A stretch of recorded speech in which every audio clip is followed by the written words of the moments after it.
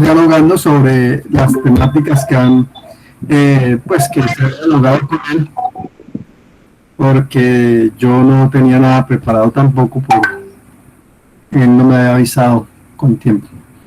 O bueno, tampoco es una cosa para avisar con tiempo, porque no sé desde cuánto esté con esa dificultad. Entonces, les propongo que podamos dialogar sobre los temas que él ha propuesto o que ya ha desarrollado, para que podamos hablar un poco sobre ello y pues generar como un diálogo sobre lo que ya se ha visto.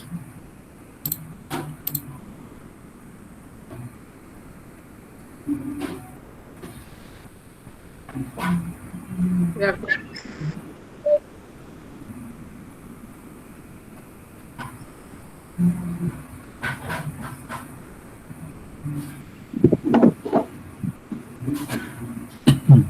Bueno, yo no sé, yo estoy de acuerdo también, podemos replantear pues como, o retomar algunas preguntas que se habían dejado la vez pasada o ampliar incluso pues quizá del tema anterior también, ¿no? No sé.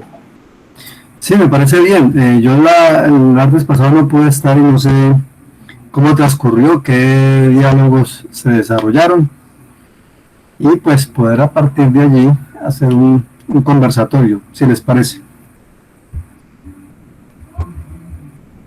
Sí, claro, hijo. Él hizo una pregunta que conversamos un rato con de eso, que son los elementos que se deben agregar al culto Sí. como iglesia metodista. Entonces conversamos sobre eso. Hablamos de la cultura, hablamos del culto, ¿cómo es, Hugo? Se me olvidó la palabra. Un culto porque que la gente se quede, que no se vaya. Y bueno, y ahí algunos conversamos, los pastores de William y Rocío, el pastor Hugo y todo. Subimos poco, pero sí se conversó. Entonces, Y bueno, si Hugo nos plantea las preguntas que quedaron, como para ir dialogando en torno a ellas. Bueno, perfecto, entonces un momento yo reviso los apuntes y de lo que leía pues de lo que conversamos.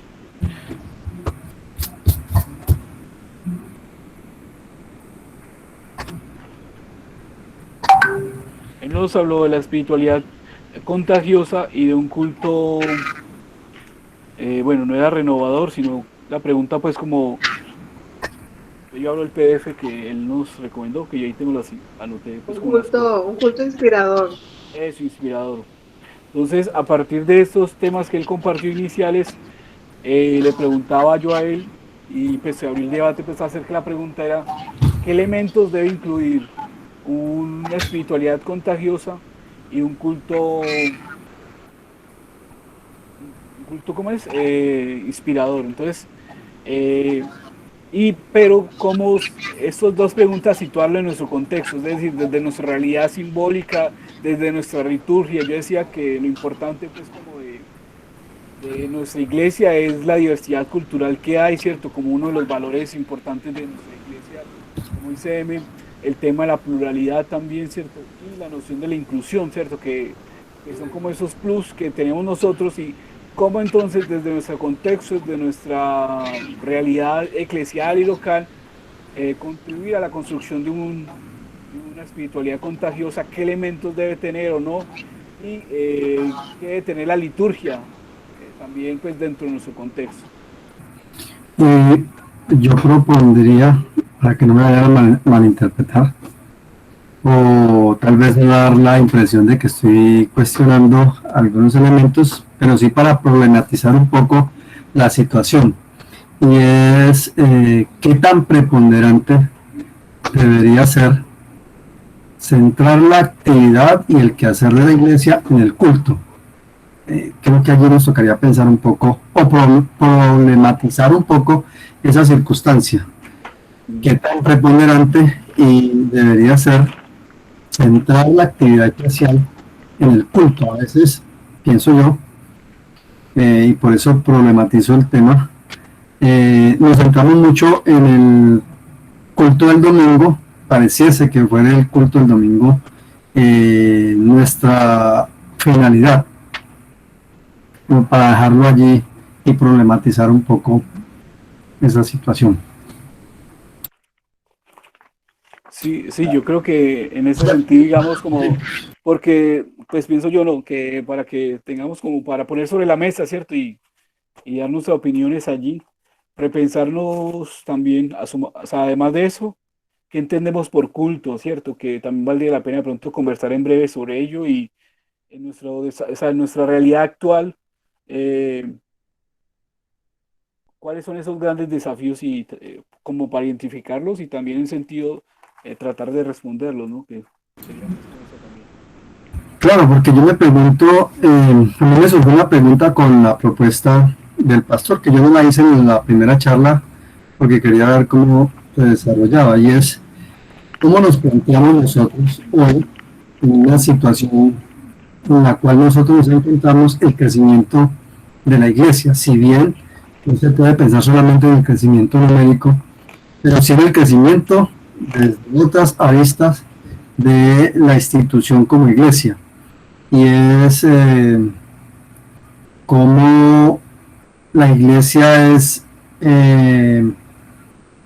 viable en unas circunstancias como las que hoy vivimos, en una sociedad como la que hoy vivimos. Eh, es decir, hacemos o pensamos en el crecimiento para, o el objeto del crecimiento, el objetivo del crecimiento es para, y ahí tocaría ir pensando cómo vamos respondiendo esas preguntas.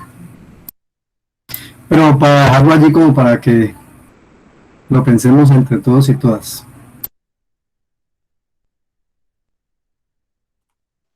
El pastor Danilo también nos habló del crecimiento, las características cualitativas y cuantitativas de la iglesia. Entonces, creo que quedamos pendientes con las cualitativas, características cualitativas. De pronto, hablando de las cualitativas, podríamos hablar de lo que usted está diciendo ahora del culto, si es la centralidad de la iglesia, si es la centralidad del evangelio, o nos interesan más los números de personas que tengan dentro de las celebraciones. Se podría hablar también de eso. Sí, cuando yo me planteo la pregunta que hice, me la planteo y estaba pensando en un autor, un teólogo alemán, en Bonhoeffer. Bonhoeffer propone desde sus escritos y también desde la práctica de su vida ser una iglesia eh, para los demás. En un texto maravilloso que tiene, dice cómo ser una iglesia para los demás. Y él se plantea una discusión muy profunda y muy fuerte entre ser una iglesia confesante y ser una iglesia institucionalizada. Y aquí estoy caricaturizando un poco su reflexión. Pero ser una iglesia confesante es una iglesia que responde a las necesidades de una sociedad del 45, creo que es donde él se desarrolla toda su teología, y hace toda una propuesta. Entonces, a partir de ahí yo me pregunto, ¿cómo ser o cómo puede ser nosotros como iglesia, como institución, eh, para servir en medio de la sociedad en la que nos encontramos, con tantas dificultades que hoy encontramos y con tantas noticias que nos levantan todos los días con situaciones muy, muy complicadas. Yo sigo con muchas preocupaciones en cuanto a la niñez y a las mujeres por todo lo que la sociedad va dando y no porque se haya dado por la pandemia. Creo que la pandemia lo que ha hecho es evidenciar un poco todas esas problemáticas. Pero cómo ser iglesia en crecimiento desde allí.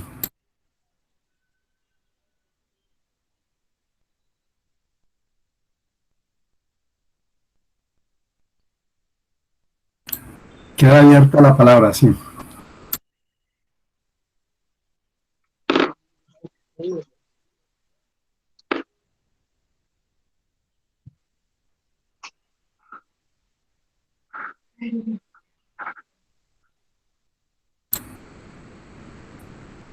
Me preocupa el silencio.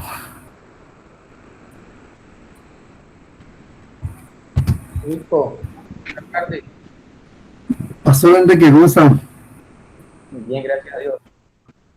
¿Cuándo es que son las habilitaciones? ¿Cuándo?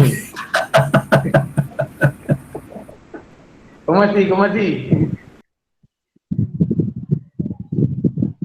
Sí, pues yo creo que debe ser, sí, bueno, debe de ser una iglesia, sí, bueno, lo institucional, pero yo pienso que debe de ser una iglesia que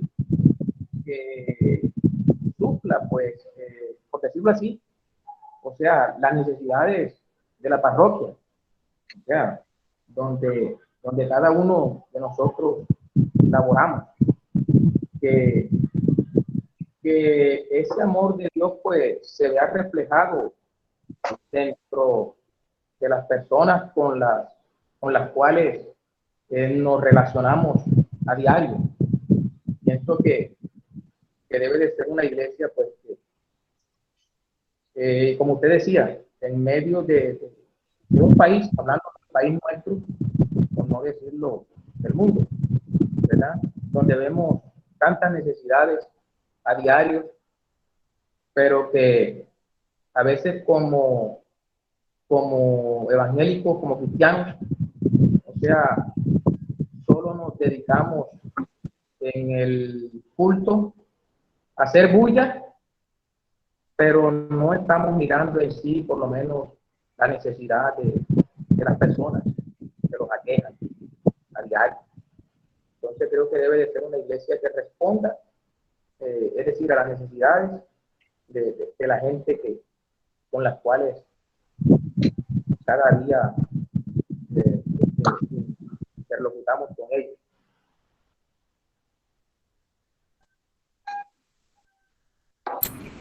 Sí, de acuerdo, pastor. Por ejemplo, ¿cómo responde la Iglesia Colombiana Metodista en la realidad social que vive hoy Buenaventura?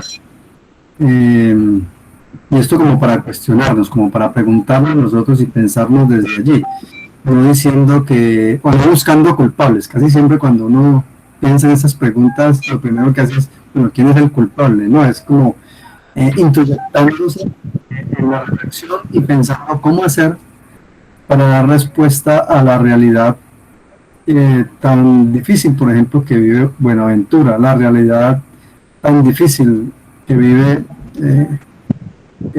Cali y el Valle del Cauca con un aumento de violencia. Entonces, ¿cómo desde allí plantearnos nosotros ese ejercicio de ser parroquia? De que el discurso en el mundo de mi parroquia lo bajemos un poquito y pensemos en, bueno, Buenaventura es mi parroquia, Cali es mi parroquia, Bogotá es mi parroquia, Sincelejo es mi parroquia. Es decir, pensarnos esas realidades cotidianas que vivimos nosotros y que se necesita dar como una respuesta frente a esas realidades.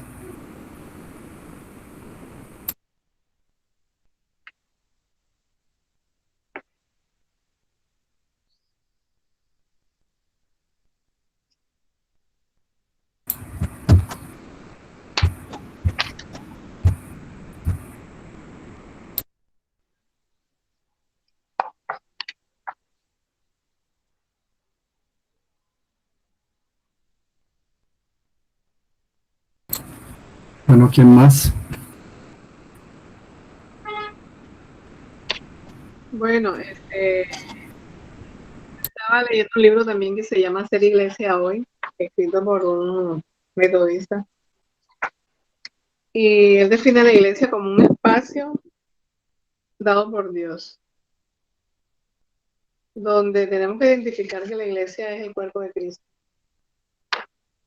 Es el cuerpo de Cristo y eh, debe ser ese espacio donde la gente se siente a gusto en un encuentro, no como decíamos la semana pasada, donde de pronto llegas a escuchar sermones que te señalan, que te excluyen, que te acusan, ¿verdad? Entonces, ser iglesia hoy es tener la conciencia de que somos el cuerpo de Cristo y, y que ser pueblo de Dios no es un privilegio, ¿no? Es como una responsabilidad grande que tenemos como cuerpo de Cristo. Entonces, empezando con ese aspecto, creo que nosotros que somos los pastores, los que estamos aquí ahora, si miramos la iglesia como cuerpo de Cristo y tenemos clara la misión, tal vez podamos desarrollar toda esa empatía y toda esa solidaridad. Lo que necesitamos hoy día, ¿no? Hoy día la iglesia tiene que ser más solidaria, más aterrizada con este tiempo de COVID, de pandemia, de tanta exclusión. Entonces, creo que eso es lo que debemos ser, estar conscientes de lo que somos como iglesia.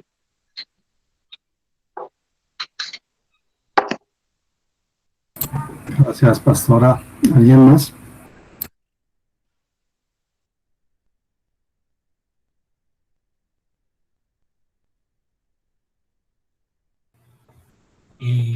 Obispo, no sé si me están oyendo bien porque de hecho yo oigo muy entrecortado.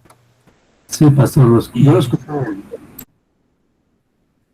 bien. Yo pensaría que si hablamos de la iglesia como ese espacio en que la gente se siente, entonces no estamos hablando de iglesia sino de templo, del lugar donde nos congregamos. Era de pronto un poquito lo que usted decía ahorita, porque estábamos hablando la reunión pasada, por ejemplo, sobre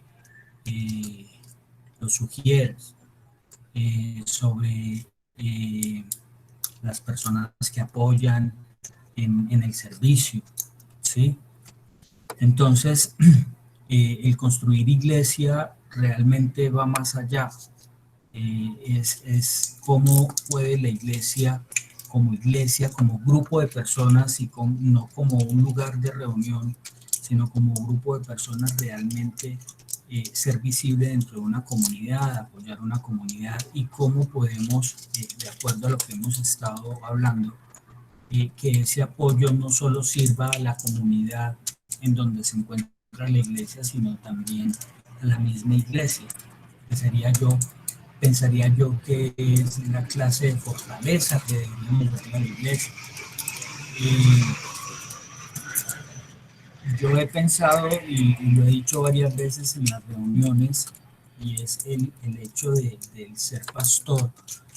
Cuando hablamos de ser pastores pensamos que somos como privilegiados, creería yo, ¿sí? Y realmente es que tenemos una responsabilidad sobre las personas que están asistiendo a nuestra iglesia. Hemos aceptado o hemos tomado una responsabilidad más allá. No creería yo que estoy más cerca de Dios que cualquier otra persona que asiste a la comunidad. Es como ese compromiso que hemos adquirido, pero ese compromiso que hemos adquirido en general en todos los ministerios debería ser a través de las personas de la misma congregación. Entonces alguna vez alguien me decía, y el acompañamiento es que dependes de la misma comunidad, así como dicen los estatutos, el que llega a ser pastor es porque la comunidad lo reconoce como pastor. Y en ese sentido lo van a buscar y van a sentir ese acompañamiento, y uno también va a estar pendiente de lo que pasa con la comunidad y con las personas, pero no solo uno, ¿cierto? Seguramente van a haber más personas también que van a tener ese ministerio de acompañamiento. Yo he sabido que en algunos lugares utilizan algo así como un apadrinamiento, no solo que sea el acompañamiento de ese pastor, sino que las personas se sientan acompañadas por demás personas de la comunidad a su vez. Esa es una cosa. Y pensar en hacer crecer la iglesia es llenar el templo de personas, no, creería yo, es fortalecer la iglesia, como decía. Si la iglesia se proyecta a la comunidad y ayuda a la comunidad, y esto a su vez fortalece la iglesia, estamos hablando de un crecimiento. de ese crecimiento que necesitan las personas dentro de la iglesia, más allá de que se llene de número de personas o no, es que las personas que estén allí se fortalezcan y crezcan, creo yo.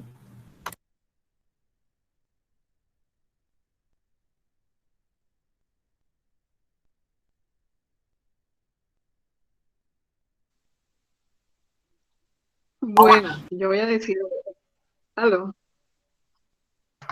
Bueno, Pastor Miguel. sí, bueno, referente a lo que decía el pastor Oscar sobre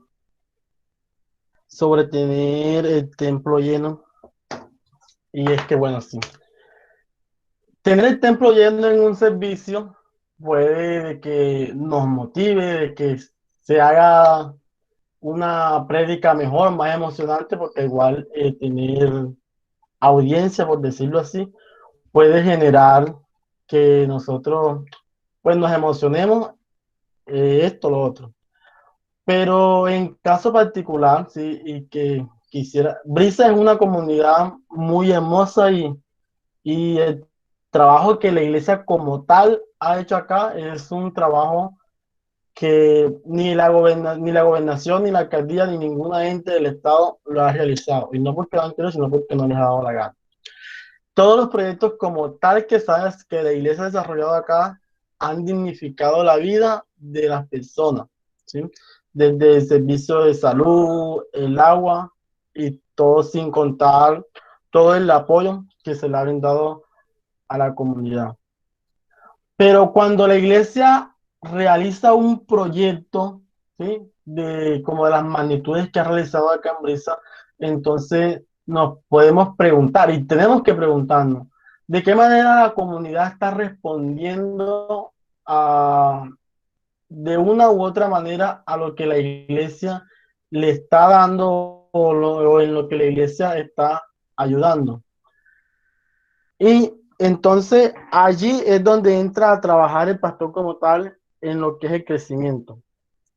Desde la iglesia metodista en Brisas tiene cierta cantidad de años y en todo el tiempo que tenemos de estar acá, yo nunca había visto tanta participación en los niños como ahora en estos momentos. Y yo pienso que si queremos tener un crecimiento en las personas, como lo dice el pastor Oscar, debemos de comenzar y debemos de instruir más que todo es a la generación que viene desde abajo hacia arriba, en este caso los niños. Gracias, pastor. El pastor Oscar levantó la mano otra vez. Sí, es que yo soy muy replicón. Aquí está Guayame, ya le damos la palabra. Realmente casi, o sea, hay cosas que de pronto no le entendí al pastor Miguel porque se me entrecorta demasiado, como les dije, tengo demasiados problemas de internet. Pero yo recuerdo que en Brisas se hizo un trabajo para llevar agua a las casas, ¿cierto? Hasta donde yo me acuerdo, no sé si eso funciona aún, o sea, no sé, hasta donde recuerdo ese trabajo se hizo. No sé qué más, además del centro de salud también que se construyó en Brisas. A lo que voy es que si nosotros realmente estamos pensando en una pastoral para el reino, que fue de lo que hablamos en el retiro el año pasado, no deberíamos pensar en que si yo hago algo por la comunidad, la iglesia se me va a llenar, la iglesia se va a llenar de gente. Yo creería que lo que estamos tratando de hacer a través de las iglesias es lo que dice nuestra iglesia metodista, es expandir el reino de Dios, un reino más justo, donde haya menos situaciones extremas, menos, o sea, un poco más de equidad, ¿cierto? Y entonces el poder llevar ese acueducto a la comunidad, a las 5 personas que se congreguen en la iglesia, debería llenarlas de satisfacción y con toda seguridad la comunidad se va a sentir menos, menos en ese olvido, digámoslo así.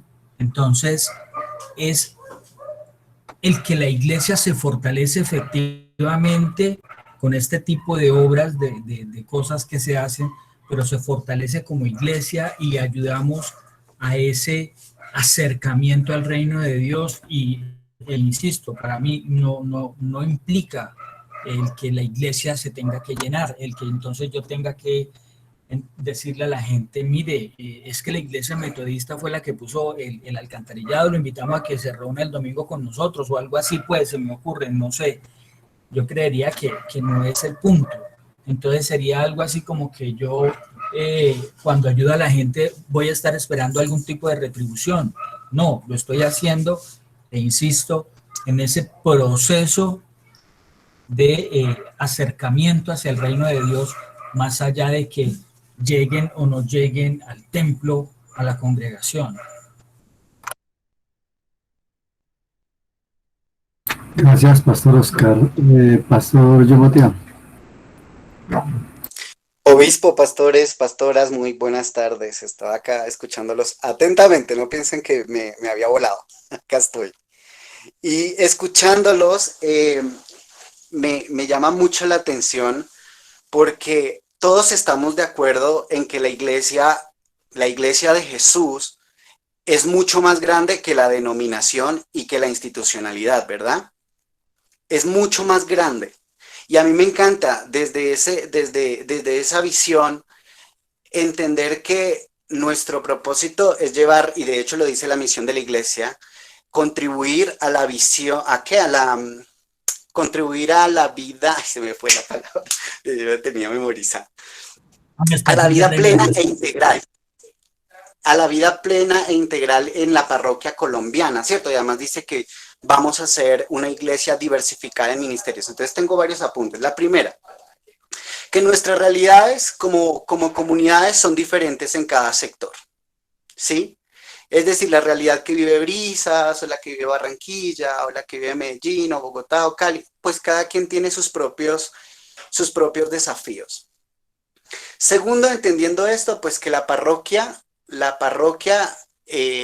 va mucho más allá de los límites denominacionales y la parroquia, dentro de esta parroquia colombiana, tenemos que bendecir a todos. Pero ¿cómo bendecirlos? Y yo creo que por eso estamos hablando de un crecimiento. ¿Cómo bendecir a esas personas cuando nuestros recursos a nivel de personas, a nivel monetario, son tan limitados?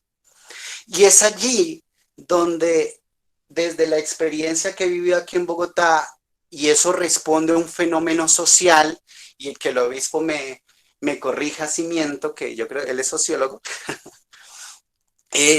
todos nosotros y nosotras, como seres humanos, nos reunimos, nos congregamos con nuestros pares, con personas que sienten, con personas que piensan tal vez un poco similar a nosotros, que viven, que están atravesados por las circunstancias. En ese orden de ideas, pues Colombia es un país, nos guste o no, pues cristiano, atravesado por el cristianismo, y en ese orden de ideas, pues buscamos ser nutridos por la buena palabra que para el pueblo cristiano está en la Biblia. ¿Sí? Entonces, cuando nosotros bendecimos la vida de las personas con los pocos recursos que podríamos tener en nuestras comunidades, las personas también necesitan ser nutridas y saber que este Cristo se hace presente en medio de ellos en las diferentes circunstancias. Cuando nosotros vivimos nuestra identidad como cristianos y decimos, no, es que seguimos esto y compartimos la palabra y acompañamos a las personas cuando están en enfermedad, vamos y damos una bendición de salud. Eso también hace parte del acompañamiento pastoral y por supuesto que las personas que están buscando un lugar con cuál identificarse, dónde asistir, dónde compartir sus tristezas, sus esperanzas, van a decir, allá en esa iglesia voy a ir, porque cuando yo estuve hambriento, ellos fueron los que me socorrieron. ¿sí? Cuando yo estuve enfermo fueron los que me visitaron. Ellos demuestran el carácter de Jesús. ¿Y por qué? Porque todos nosotros, si nosotros somos hinchas de equipos de fútbol, nos asociamos a partidos políticos, sí, yo les quiero decir que las personas también están buscando un hogar espiritual donde identificarse y donde compartir sus tristezas, sus sentimientos, llorar, reunirse con otros, y es algo que me parece maravilloso. Las poblaciones negras se asociaron en los Estados Unidos para levantar comunidades negras porque no hallaron lugares en las iglesias de los blancos. Sí, a mí mucha gente me dice, pero pastor, ¿usted por qué tiene tanta población LGBT en su iglesia? Pues es obvio, primero porque estoy en la metrópoli, en la capital. Segundo, porque yo pues soy abiertamente gay.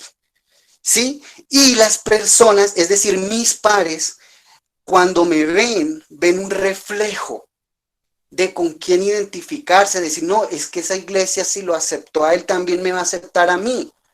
Lo mismo sucedía con la iglesia de los negros, por eso es que muchas iglesias también están llenas de mujeres, madres cabezas de familia, porque encontraron un lugar que las afirmaba, que les daba una voz, ¿sí? Y que las apoyaba en sus procesos, ¿sí? Entonces, yo creo que, y a partir de allí comienza a ramificarse muchas problemáticas de las que hablaba el obispo. Estas personas que llegan a la comunidad y que ya se identifican y que saben del modelo de iglesia que tenemos, comienzan a dar de gracia de lo que por gracia han recibido. Es decir, una persona consciente automáticamente dice, caramba, yo tuve hambre, me ayudaron con un mercadito, pues ahora que estoy en la buena, yo voy a llevar un mercadito para que el pastor de mi comunidad lo dé a alguien que está. ¿Por qué? Porque ha también entendido el mensaje.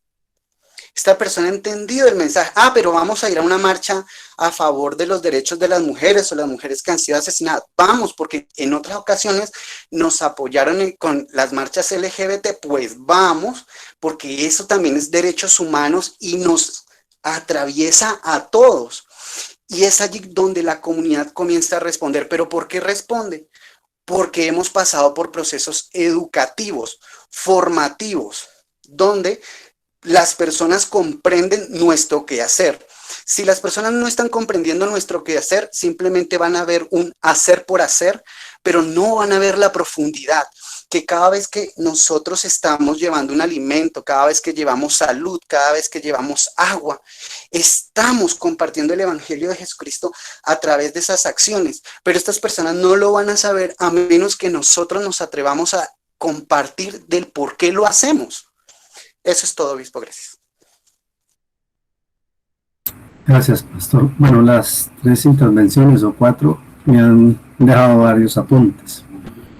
Una es, el pastor Oscar nos recordaba que en el retiro hablamos de cómo trabajar una pastoral para el reino, para este momento y en este año, y allí reflexionábamos a partir de la propuesta de José sobre el nido, cómo se construye el nido, con esa linda metáfora del nido, cómo se construye el nido, qué representa el nido, cómo funciona y se estructura el nido, para a partir de allí poder nosotros hacer una pastoral en medio de la parroquia que tenemos. Porque planteaba el pastor Oscar el ejercicio pastoral y los modelos pastorales que hoy encontramos en la sociedad. Estoy diciendo que ustedes estén en ese modelo, pero los modelos preponderantes o los modelos dominantes, los modelos pastorales dominantes son modelos de privilegio. Y en una propuesta de una pastoral para el reino, el modelo pastoral no es un lugar de privilegio, sino un lugar de responsabilidad, porque la metáfora del nido nos plantea una responsabilidad con la vida. Y esto nos lleva entonces a pensar ciertas situaciones. Las realidades de cada comunidad son diferentes, nos dice el pastor John, y esas realidades nos limitan o nos potencializan, diría yo, dependiendo de cómo hemos trabajado o cómo trabajamos nosotros la pastoral. porque estaba pensando en las realidades que hoy nos afectan. Construir el nido para una realidad como la de las mujeres implica que en nuestra pastoral empiece a pensarse los micromachismos que manejamos. Hoy nosotros y nosotras muchas veces vivimos o manifestamos esos micromachismos de maneras muy sutiles, y eso tendría que ayudarnos a pensar cómo construir el nido para esas realidades. Pero además también cómo pensarnos las microviolencias que desarrollamos en el ejercicio con los niños. Me estoy leyendo un texto que me regalaron hace unos días por internet sobre la ternura, una revolución pendiente, que nos plantea un poco cómo nos acercamos hoy a los niños y a las niñas, es decir, ¿lo vemos como iguales o nos planteamos como los adultos? Y la misma circunstancia está para las mujeres desde nuestra pastoral. Creo que allí esas reflexiones que ustedes han hecho nos ayudan a pensar un poco, o a invitarnos a pensar un poco en la construcción de ese reino construido bajo la lógica del nido, para apuntarle a esa pastoral en medio de nuestras comunidades. No sé si hay más reacciones. El pastor Oscar o quien tiene alzada la mano. Pastor John. Ay, no le he bajado, obispo, perdón. Ok. Bueno, si alguien más tiene comentarios. El pastor Ramiro llegó y estábamos envueltos en unas reflexiones, así que no sé si tenga algo que aportarnos. Las reflexiones se han dado a partir de lo que usted nos ha compartido.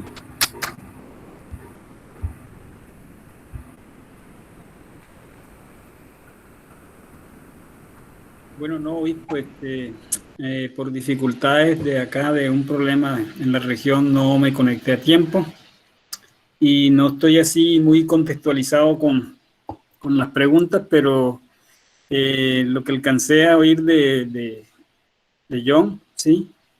Creo que inclusive lo que están hablando está muy relacionado precisamente con lo que íbamos a compartir hoy, ¿sí? De las otras 3 características restantes. Y precisamente estaba viendo que lo que están comentando y dialogando es algo que está relacionado con lo que es el evangelismo según necesidades, ¿sí? Que realmente tiene que ver con lo que se estaba planteando, en el hecho de que qué tan relevante estamos siendo como iglesia para nuestra comunidad, ¿sí? Y ahí apunta el hecho ese de lo que usted está diciendo, cómo nos acercamos hacia los tipos de personas, sean mujeres, sean niños, cuáles son las necesidades que realmente ellos expresan, porque según este punto del evangelismo según las necesidades, estábamos viendo según ese estudio que se ha hecho allí, que el éxito precisamente de la evangelización no estaba en las formas que se usan, sino que en esas actividades que nosotros pues realizamos en la iglesia de tipo evangelísticas se dirijan siempre enteramente hacia las preguntas, hacia las inquietudes y hacia las necesidades que tienen las personas de la comunidad. En otras palabras, la iglesia como sal y luz del mundo, que es una de nuestras tareas fundamentales como iglesia, debemos entender que no somos, por ejemplo, extraterrestres desconectados de la realidad que vive nuestra gente. Entonces, en ese sentido tenemos que mirar cuánta relevancia estamos teniendo como iglesia. Porque precisamente pues cuando se habla de esto, el hecho tiene que ver con no presentar un evangelio sin pensar en cuáles son los interrogantes o las necesidades, las experiencias y los temores de la gente, sino que uno se dirige siempre o dirige el evangelio a las necesidades sentidas de la gente. Tenemos unos contextos bastante complicados en este tiempo, tenemos unas situaciones pues que desafían, y creo que como iglesia nosotros tenemos una gran necesidad de involucrarnos más con la comunidad. A veces las iglesias no se quieren involucrar en los temas que tienen que ver con la comunidad. Por ejemplo, si uno le preguntara a una iglesia qué tanto participa en los asuntos de acciones comunales, resulta que va a encontrar respuestas muy negativas en cuanto a eso. Entonces uno tiene que estar involucrado en las situaciones de la comunidad para poder entender las necesidades que tiene la comunidad, y de acuerdo a esas necesidades, como estaban diciendo ustedes, estamos en contextos muy diferentes, las iglesias viven contextos muy distintos, y por eso es necesario entender bien nuestros contextos. Por eso es que esto que estamos aprendiendo tiene que ver más con principios y no con modelos, porque vamos a suponer, en la iglesia en San Pues tiene un estilo, tiene un modelo, podríamos decir, de crecimiento, pero que si yo, por ejemplo, voy para Cartagena, ese modelo no va a funcionar allá, o eso que yo estoy haciendo aquí no va a funcionar allá, porque son contextos muy diferentes, hay otras necesidades, digo yo, aunque hay muchas necesidades que son muy similares en todo el país, pero de acuerdo a los contextos se plantean otros retos, otros desafíos, y esto que estamos aprendiendo es con ese fin, ¿sí? de que entendamos realmente que para ser una iglesia relevante nosotros tenemos que entender los sentimientos de las personas, las situaciones que ellos están viviendo, ¿sí? Comprender realmente el sentir de la gente, lo que ellos precisamente están viviendo. No sé si es por ahí la idea de las preguntas, pero lo que estuve escuchando a John creo que es más o menos relacionado con eso también. Sí, pues estábamos un poco direccionados hacia esa lógica. No sé si hay más comentarios.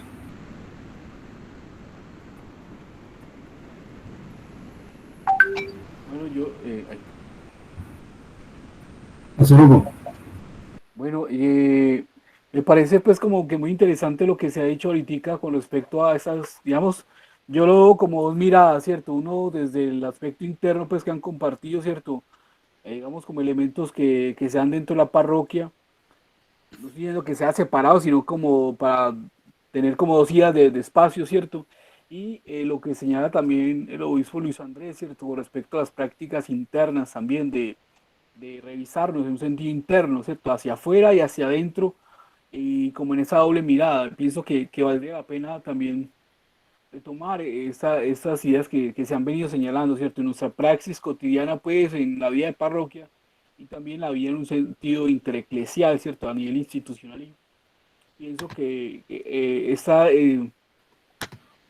tener presente esas, digamos, como estas ideas, nos van a dar luces frente a la pregunta inicial, ¿cierto? ¿Qué elementos debe tener una espiritualidad contagiosa, o qué elementos debe tener un culto, pues, como inspirador, ¿cierto? Y respondiendo desde nuestro contexto social, ¿no? Local.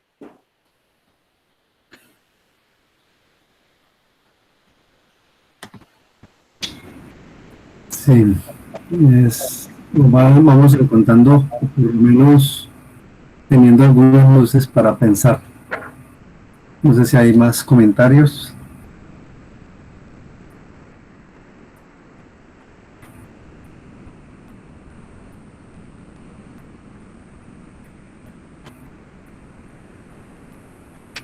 Inquietudes, desafíos.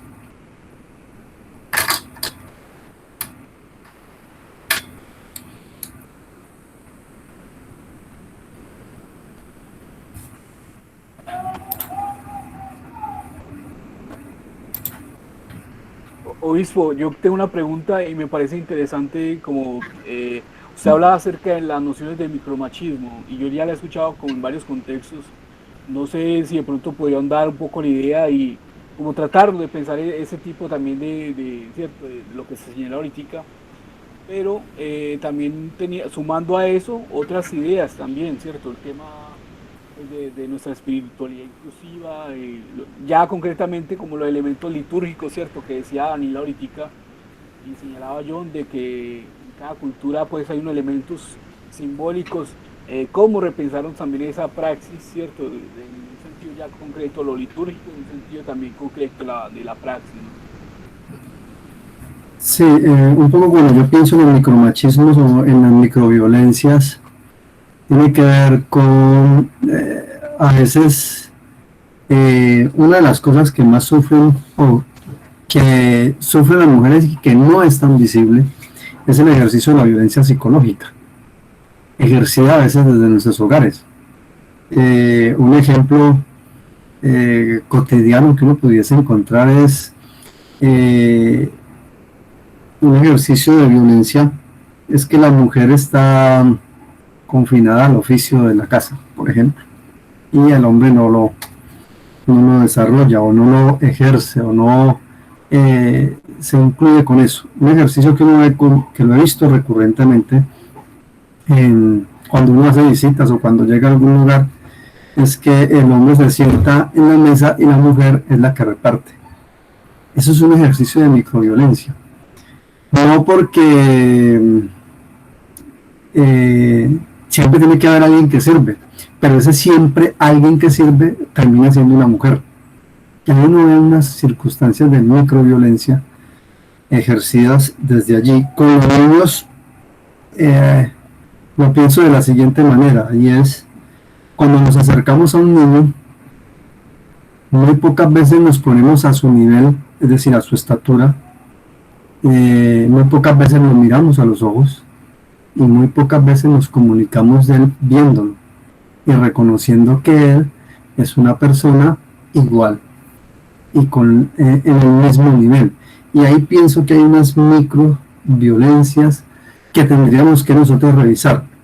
¿Cómo nosotros, que es como la pregunta que uno tendría que hacerse, es cómo nosotros normalizamos o legitimamos desde nuestro discurso esas prácticas que a veces son muy sutiles? Lo pensaba ahora cuando hablaba John, cómo nosotros naturalizamos el ejercicio del trato con las personas que tienen o que han optado, y aquí yo me perdona porque yo tengo que aprender mucho más de esa perspectiva, por una sexualidad diferente. Un ejercicio que empecé a hacer yo personalmente es que cuando me encuentro con mujeres o hombres trans, no los denomino o no los etiqueto desde allí. Para mí son mujeres o hombres. No digo una mujer trans, porque creo que allí se ejerce un ejercicio de etiqueta que va muy amarrado. Alguien me explicaba en algún momento que eso iba amarrado un poco con esas micromachismos que a veces nosotros planteamos. Es un poco pensarlo desde allí, pensar cómo nosotros desde nuestra lógica, nuestras reflexiones, nuestra práctica, terminamos legitimando, terminamos naturalizando ese ejercicio. Y lo pienso de la siguiente manera. Cuando uno piensa en el relato de Jesús y la mujer que es sorprendida en adulterio, Jesús sabe que es una mujer que pues comete la infracción de la ley en el adulterio, pero no se acerca a ella desde esa lógica. A veces cuando nosotros nos acercamos al otro, nos acercamos desde las lógicas que nos impone la sociedad. Jesús se acerca a ella como una mujer que tiene que ser dignificada, y a partir de allí hace todo el proceso de resistencia y de interpelar a quienes le acusan. Entonces creo que tendríamos que volver a esas propuestas de Jesús en algunos momentos, porque en otros Jesús como que se porta no tan benévolo, y perdónenme por plantear eso aquí, pero por lo menos desde esa perspectiva Jesús plantea acercarse al otro como un igual. Y creo yo que desde nuestra práctica pastoral y desde nuestro ejercicio ministerial deberíamos acercarnos al otro con esa perspectiva. Lo pienso en las mujeres porque es que los medios de comunicación y la comunicación de esta sociedad está tan ligada a que nosotros legitimemos el micromachismo de una manera tan sutil, y nosotros nos trabajan en nuestra mente con la neurolingüística, nos van trabajando un poco ese proceso, en las prácticas nos van trabajando un poco ese proceso, que se nos hace a veces difícil reconocer que nosotros pues ejercemos muchas veces esos micromachismos. Y con esto termino un poco esta intervención, y es, por ejemplo, yo tengo que reconocer como hombre que en la sociedad, en esta sociedad machista, el ser hombre es un privilegio. El ser hombre es un ejercicio de privilegio que se desarrolla. Como desde la práctica de mi pastoral, de ser representante de una institución religiosa, reconozco que la sociedad me otorga ese privilegio y lo abandono para permitir que otros tengan la dignidad que se necesita. Ese es un ejercicio que a veces cuesta, y cuesta por algo que decía por lo menos el pastor Oscar, y es a veces nos pensamos nosotros como en el privilegio y no en la responsabilidad. Creo que allí nos tocaría pensarnos un poco más esas realidades. No sé si con eso doy respuesta a tu pregunta, Hugo, y si ahondé un poquito más. No, era también como para eso, sí, pues sí, como era eso, como para emplear un poco la idea que, en mi opinión, pues como también ponerla sobre la mesa, que me parece importante también como escuchar esas miradas. Y no, pues creo que era así, o sea, el asunto pues de ampliar allí y de conocer miradas también frente a ese tipo de, digamos, de conceptos que a veces suenan como lejanos o técnicos, pero que es cierto, es también como desglosarlo en nuestra realidad, en nuestra cotidianidad. Era eso, sí. Sí, creo que a veces cuando nos relacionamos entre hombres y mujeres, si yo reconozco que en la sociedad machista tengo un privilegio, pues debo tratar, y es una cuestión muy difícil a veces, tratar de acercarme a mi otro que es femenino, o que es una mujer, o que tiene una diversidad diferente, o que tiene una edad diferente, como otro igual a mí. Y no solamente en el discurso, sino en la práctica, es decir, cómo me acerco yo al otro. Creo que Miguel había abierto el micrófono, quería participar. Yo mismo, sí. Me pasó Miguel. Sí. Quisiera, con su intervención sobre la violencia doméstica en contra de la mujer, me hizo recordar del evangelio de hace 2 domingos, de cuando Jesús sana a la suegra de Pedro. Fíjense que él estaba con Simón y Andrés, estaban por allá predicando, sanando enfermos. Estaban en la sinagoga, perdón. Estaban en la sinagoga en la mañana y estaba allí Jesús hablando, y bueno, venían como de una cruzada de sanar enfermos y libertar endemoniados. Y dice que cuando salieron de la sinagoga se fueron para la casa de Andrés, iba con Simón y con Andrés. Sin embargo, cuando llegan a la casa de Simón, la suegra de Simón está enferma. Ellos estaban por fuera predicando, haciendo maravillas, llevando las bondades del reino, siguiendo al Mesías, pero no la habían llevado a la suegra, que estaba enferma y estaba en casa. Cuando Jesús llega, y bueno, le dicen, que está enferma la señora. Jesús dice la Biblia que la sana. La señora es sanada e inmediatamente dice el evangelio, ella se levanta y les sirve. ¿Sí? Entonces, ese es un rol histórico de la mujer, el servicio doméstico, desde que apareció la figura de la propiedad privada, la mujer fue confinada en el hogar. el hombre salía a cazar, a pescar y todo eso. Desde ese momento la mujer se convierte en una servidora doméstica, ¿verdad? Y de pronto yo resalto de ese pasaje como el hecho de, caramba, cómo no se acordaron que esa pobre señora estaba enferma, que estaba en casa, que si era la suegra debía ser una persona, una mujer mayor, y que era la que le servía, y estaban haciendo maravillas por fuera, pero en su casa nada, estaba la enferma allí, ¿verdad? Tuvo que de pronto Jesús llegar y se acordaron y le sacaron a la señora, él llegó y la sanó. Inmediatamente ella se puso a servir. También una falta de consideración me parece absolutamente. Una persona que recién se levanta de la cama enferma, pues la señora está sirviendo. Y bueno, eso con relación a lo que usted dice.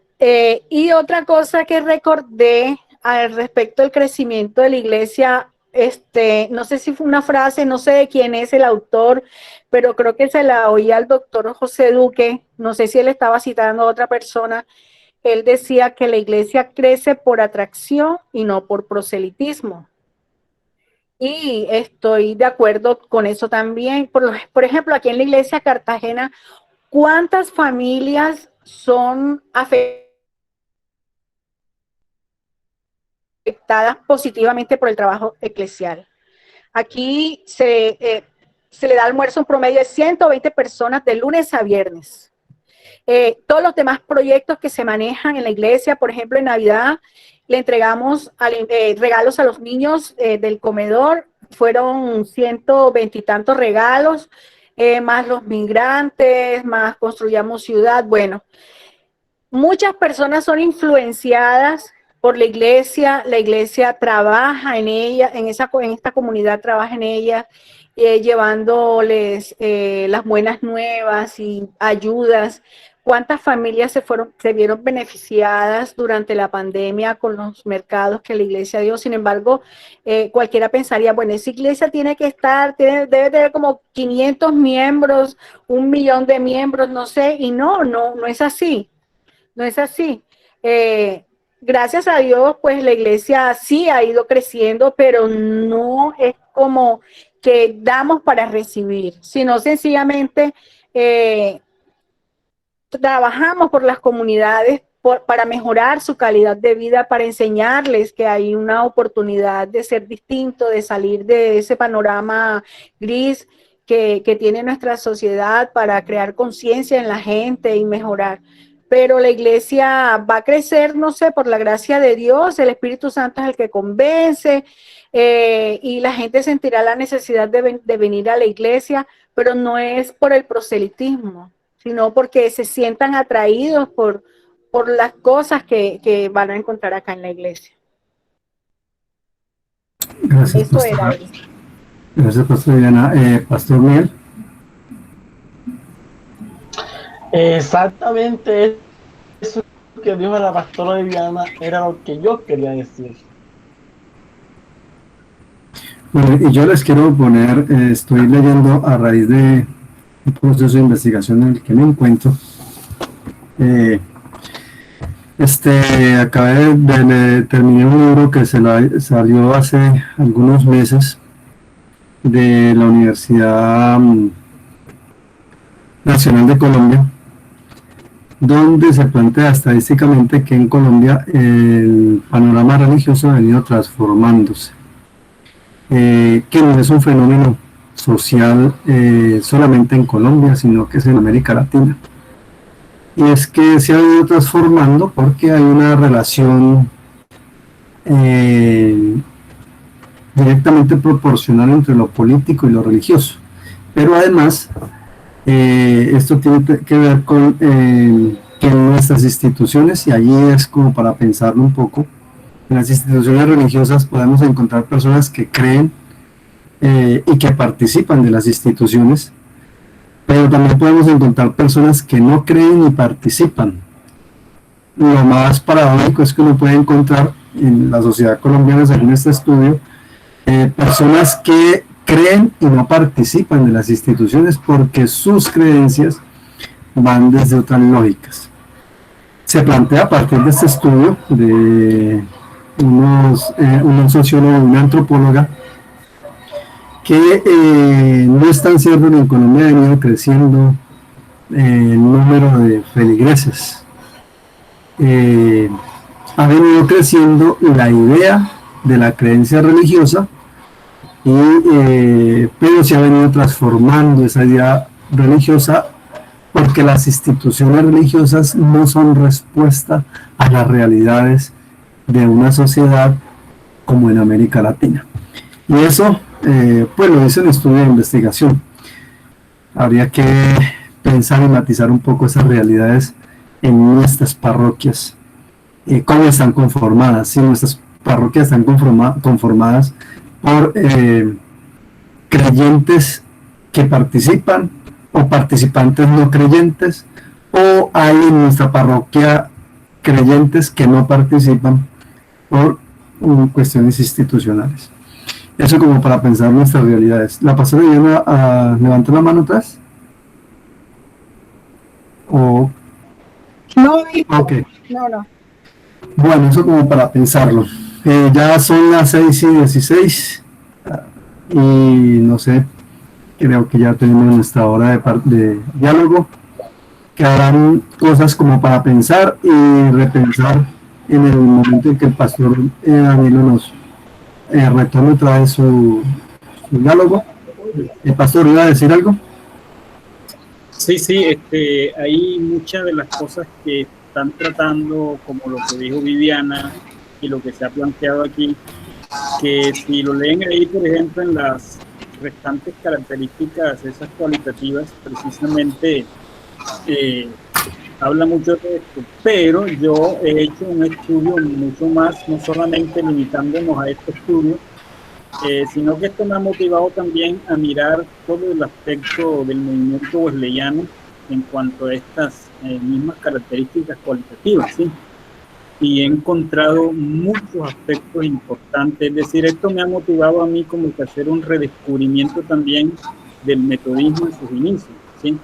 Y que realmente el movimiento metodista, si bien esas características que estamos planteando aquí son propias de ese movimiento wesleyano, de ese movimiento metodista, y que por tanto son principios que inclusive son aplicables también en nuestro tiempo. Entonces he estado descubriendo algunas cosas y lastimosamente pues no me pude conectar a tiempo por lo que les dije, pero creo que el martes próximo podemos ahondar un poco más en cuanto ya no tanto, sino realmente mirar desde el punto de vista del movimiento wesleyano cómo estas cosas también son tan importantes cuando Wesley habla. Por ejemplo, cuando hablamos de la característica contextual de evangelismo según necesidades y vamos allá y revisamos el movimiento metodista, eso era algo precisamente fundamental para Wesley, ¿sí? Y ustedes saben que de allí por eso es que Wesley no nos plantea una teología sistemática, ¿cierto?, sino más bien una teología práctica. Es una teología que tenía que ver con la vida y con la necesidad de la gente, que respondía realmente a la necesidad de las personas de su tiempo.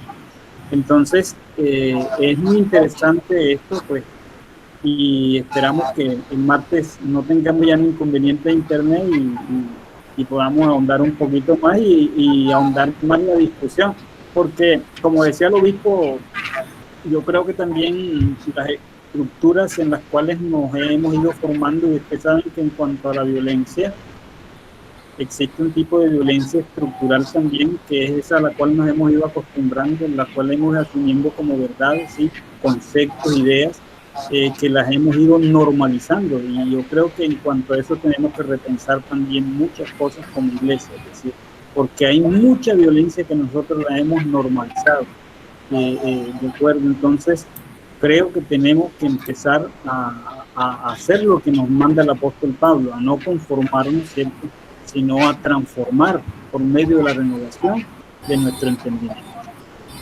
Gracias, hoy por haber dirigido esto. Bueno, muchas gracias a usted por conectarse. Vamos a dar por terminada el diálogo.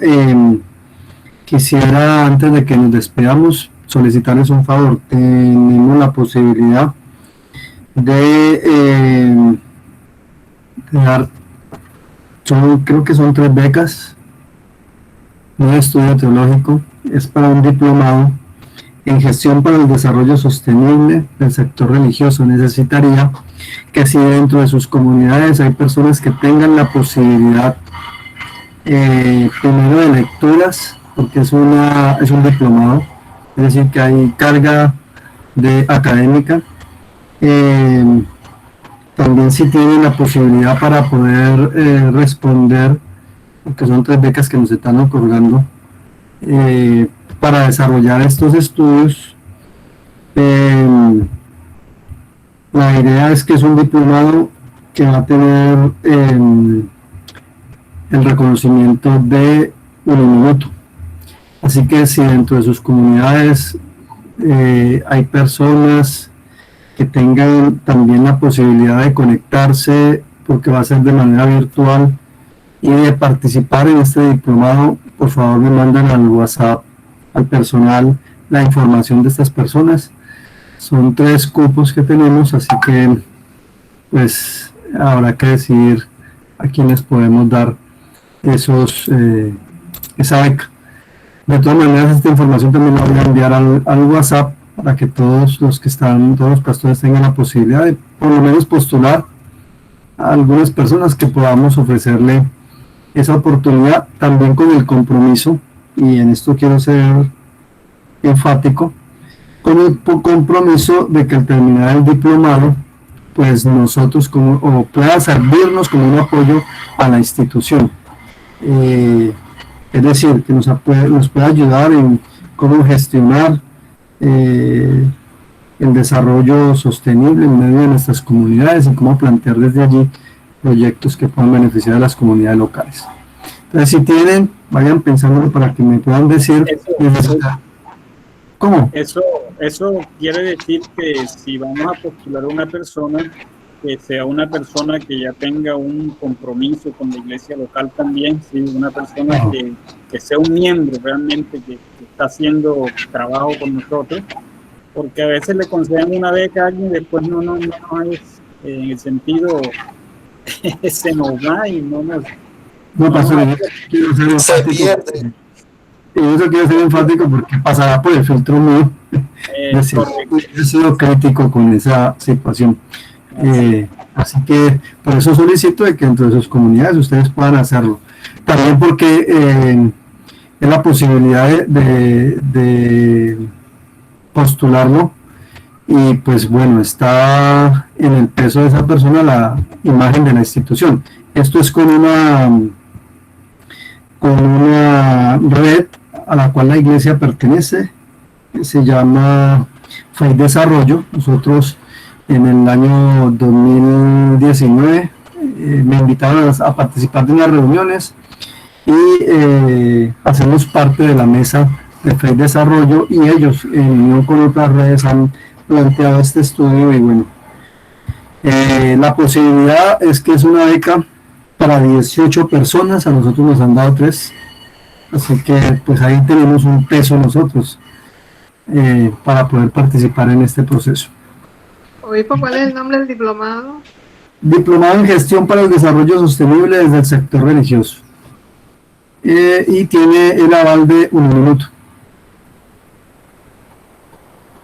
Bueno, la beca es del 90%, es decir que quien quede seleccionado tendrá que pagar el 10%. ¿Cuánto es el 10%? Son 50,000 pesos que va a pagar por el diplomado. Pero pues debe tener garantizada la conexión a internet, el ejercicio de saber que se va a hacer un diplomado virtual, y eso tiene ciertas responsabilidades, es decir, la carga de lectura, de responder con tareas, y de que no está el profesor ahí detrás, sino que es una cuestión virtual que uno tiene que tener como autodisciplina para hacer el ejercicio. Bueno, les mandaré el dato por internet, por el grupo de WhatsApp, porque hay plazo solo hasta el viernes. Lastimosamente me avisaron apenas hoy en la tarde, y dije que en este grupo iba a decirlo primero. Ahora colocaré la información en WhatsApp. Una pregunta, obispo. Sí, señor. ¿Qué pasó con el estudio ese de capellanía que nos habían dicho? Yo me pregunté lo mismo, le pregunté a la persona, al presidente, a quien enviamos los datos. Me temo, por alguna información que tengo por allí, que necesita uno tener rosca, una cuestión política allí, pero no me han dado respuesta. Yo le escribí a él y me dio una información y me dijo que estaban en proceso, pero no han dicho más nada. Ahí estamos pendientes un poco de esa información. Obispo, otra pregunta que le voy a hacer. ¿Cuál es el perfil de la persona que quiera aspirar a este diplomado? No han pedido perfil. Yo lo que puse fue, bueno, lo que me pidieron era que tuviera acceso a internet, que fuera responsable de la entrega de sus productos, que tuviera disciplina en el manejo de, que es un diplomado virtual, y que pudiera cancelar los 50.000 pesos. Yo le agregué que pudiésemos contar con esa persona para que nos ayude en proyectos o en cosas que necesitemos de la iglesia, porque es una cuestión de gestión, así que eso nos ayudaría bastante. Ah, ok. Muchas gracias. Vale. Bueno, me alegra verlos, que Dios me los bendiga, nos estaremos viendo esta semana para el próximo domingo, no para el 21 sino para el 28. Estoy planteando hacer